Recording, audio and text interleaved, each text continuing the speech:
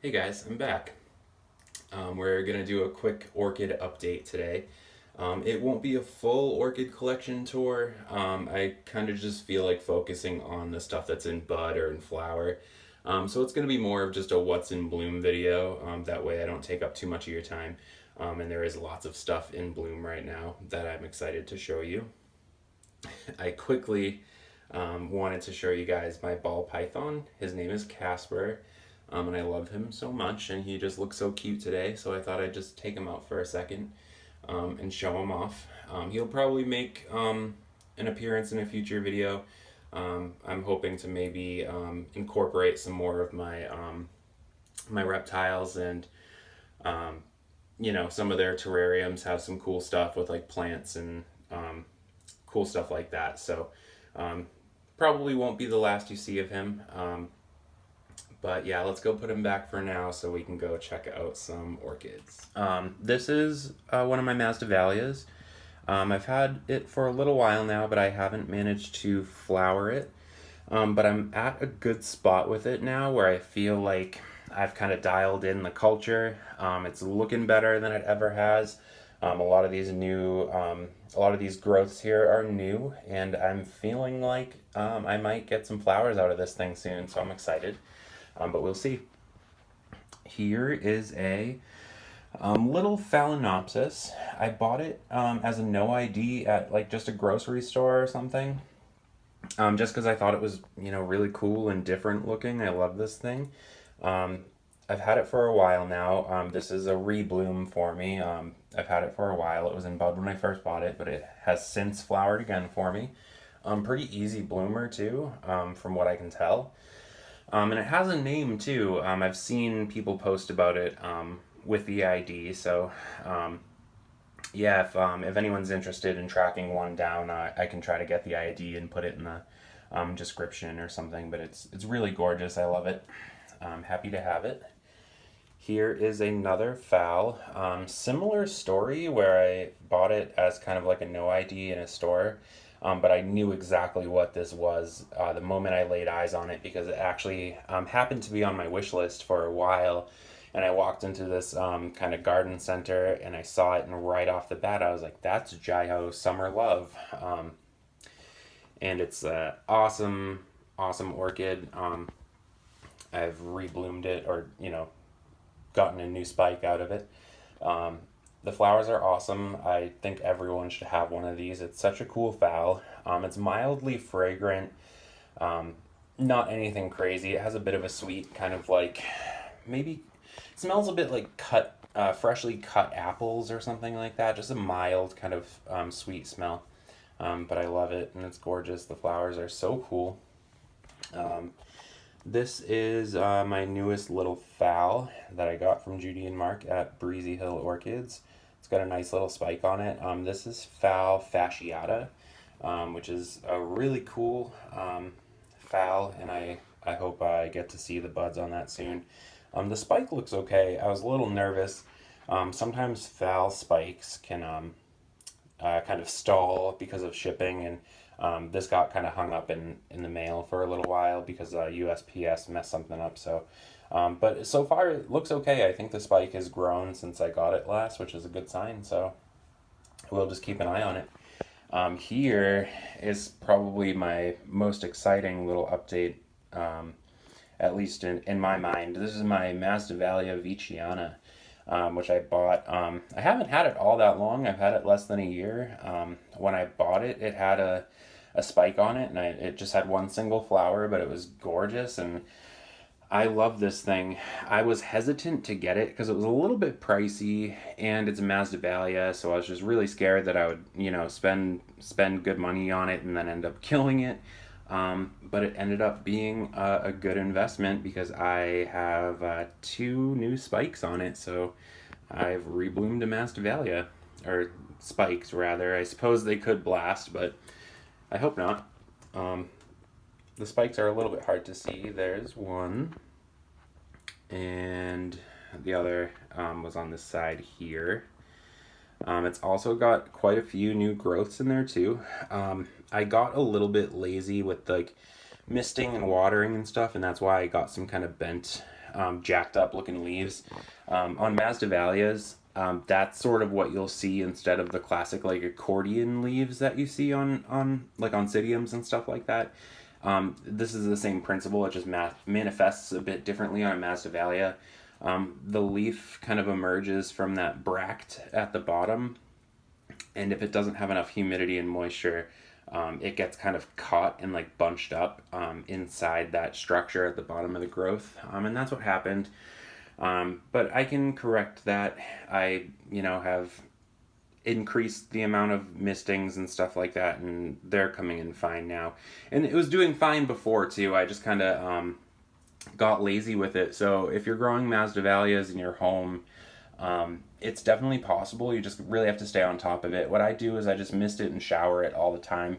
And I know that's not exactly a substitute for like ambient humidity in the air, but moisture is moisture, and if that's kind of your only option, I don't have a greenhouse right now that I can keep soaking wet all the time, so I just take the plant over to the sink and just shower and mist it at least once or twice a day if I can. And I haven't had any issues with rot or anything like that either, because I do have fans and stuff going under my lights. So she's doing good as long as I stay on top of that humidity. And as soon as those spikes grow and bloom, I will definitely do kind of a bloom spotlight and talk more about it, because this thing is incredible. Moving along, there's my new little Pleurothallis that I just got. I love it so much. I gave it a little bit of fertilizer today, which I was scared to do because I know Pleurothallis don't like very high salts and stuff in their potting media, but I will flush it out later with distilled water. So that's my plan with that. What else we have here? This little Cattleya is gorgeous. It's called Dream Dust. It's like pink with spots, little freckles. It's gorgeous. That growth on the right is new, and it looks really nice and healthy. I think that one will bloom. It's got a little bit of a sheath down in there, but no sign of buds yet, but I'm hopeful. What else? Here, my newest little Masdevallia, again from Breezy Hill Orchids, is in spike. You see all those little buds there right near my thumb? When Judy and Mark picked this out and sent it to me, I don't even think they realized it was in bud. They just kind of picked the biggest healthy looking one and sent it to me. And then a week or two after I got it, I messaged them and I was like, hey, I'm pretty sure this thing's in spike, and it has like quite a few buds on it. There must be at least a dozen or so, maybe more, so I'm thrilled about that. Here's my little Paf Maudier. It's a no ID. I bought it from some big box store. I haven't rebloomed it yet, but this new growth here, if I kind of shine a light through the back of it, I can see kind of a dark mass there. So I don't know if it's a new leaf or a sheath or a bud, but it's doing something, and I'm so excited about that. So let's see, did I forget anything up here? I think that's pretty much it right now for, buds and spikes. But yeah, let's jump down to the bottom shelf and continue. Hold on just a moment. All right, bottom shelf. Let's see what we got. Right in the back here is my Dick Smith Paradise, which is like just, this thing blows me away. This orchid's so gorgeous. Look up pictures of it. It's so colorful. The fragrance is awesome. I didn't think that growth was going to bloom because it didn't have a sheath, but it does have two nice big fat buds right there. I'm so excited. They're coming along nicely. This growth here is also new.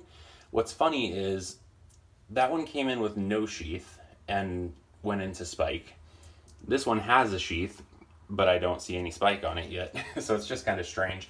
I have a feeling this one will push out some buds too. I think this one was a little bit further behind in development. That other one came out first. So I think this one's just younger, and it does have a nice little sheath in there. It's hard to check because it's kind of in the back of the shelf and I don't feel like pulling everything out, but I know I have at least 2 buds coming and maybe a couple more on that other growth, so we'll see. Down here is my Iwanagara apple blossom. I love this thing. I can't take credit for the blooms. I bought it in bud, but it was forever ago. The buds were really low and small in the growth there, so it took a few months for that spike to come in. I probably should have staked it. It's hanging pretty low. I kind of don't like staking orchid flowers if I can avoid it. I just think there's something really nice about the way they sort of hang naturally. I just almost always prefer that, but yeah, it is pretty heavy, so I probably should have staked it, but that's okay. It's gorgeous. The fragrance isn't quite as like strong as I maybe thought it would be.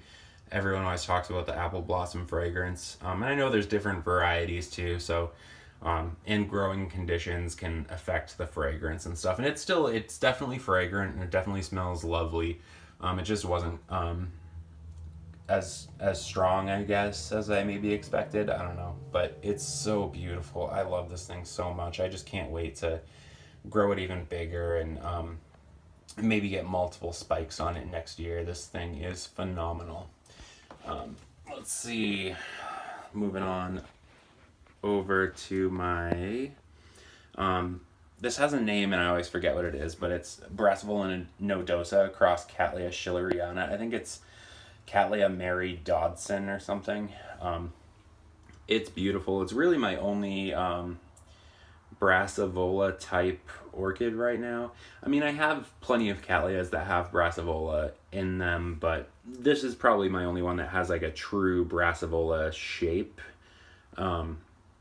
It's really pretty. The colors are awesome. It's got a really nice fragrance, actually. Before mine bloomed, I was talking to Kelly at High Desert Orchids, and she said hers smells like toothpaste. And when mine finally flowered, I went and smelled it, expecting it to smell like toothpaste, and it definitely does. I definitely understand why she said that, but I think when I heard toothpaste, I was expecting it to smell really minty, and it does have that kind of like, I don't know, like minty, fresh kind of quality to it, but I wouldn't say it's like a very minty fragrance, but it's definitely got a toothpastey kind of smell to it, so yeah, it's beautiful. I have this thing in semi-hydro or leca right now. I'm not crazy about semi-hydro. I have a few in leca. I don't have anything against it, and I think it works, fine. It's just not my first choice. Usually I'm a bit more comfortable with bark. But I think I was just like out of bark that day or something, and I just really felt like potting it, and I had leca, so I was like, what the hell, I'll try it. And it seems to really like it. I bloomed this myself too. Like, this growth wasn't there when I first bought it. That whole growth came in and flowered. And I actually wasn't sure that that growth was going to bloom. I don't know why. It was, perfectly healthy looking. It's not as big as, some of the other ones on it are. And you know how when you buy a new orchid, sometimes there's like a lag year, whether because of shipping or repotting, there just tends to be one growth that comes in a bit small while it's sort of acclimating to the new environment. But this one had no problem flowering for me, so it seems to be a pretty easy bloomer too. I love that thing. What else? My Wine Delight in the back there, she's getting big. Couple catasetums. One of them is my Millennium Magic Witchcraft. And there is a little Signo cheese as well that I really love, coming out of dormancy. Here is my Zygopetalum Bluebird. This orchid is gorgeous, and it's in spike, and that's probably going to be opening pretty soon. I'm thrilled. The flowers on these things are really beautiful. Zygos can kind of have kind of crummy looking leaves, but when they're well grown, they can fill out really nicely and look really lush. But right now mine doesn't have the best looking foliage, but it's in spike. I'm very excited. It took a bit more light than I would have thought. Zygos are kind of talked about as a lower light orchid, which they are, but I gave it a bit more light than I thought it needed, and that ended up being exactly what it needed. I think they take a bit more light than you might think. So if you're having trouble blooming your zygos, try upping the light a little bit, and just be cautious about it. But yeah, I'm so excited. I'll update you guys once this thing blooms. Last but not least on the end here is my little Phal Tzu Chiang Balm. Very beautiful little phal, fragrant, smells a bit like Sederia japonica. I love this thing. Alright guys, I guess that's it for now. Thank you so much for taking the time to watch this video. It's always like so exciting to me that people check these videos out. I really enjoy talking about this stuff, and there's not a lot of people in my day-to-day life who share the same kind of obsessions that I have, so it's really cool to be able to connect with some of you guys out there. So if you've taken the time to watch my videos or subscribe, I really appreciate that. If you haven't subscribed, I would love it if you did. It's always really exciting and motivating for me when I see new subscribers, so I do appreciate that. But nonetheless, thank you for watching. More cool stuff coming in the future, and I will see you guys soon. All right.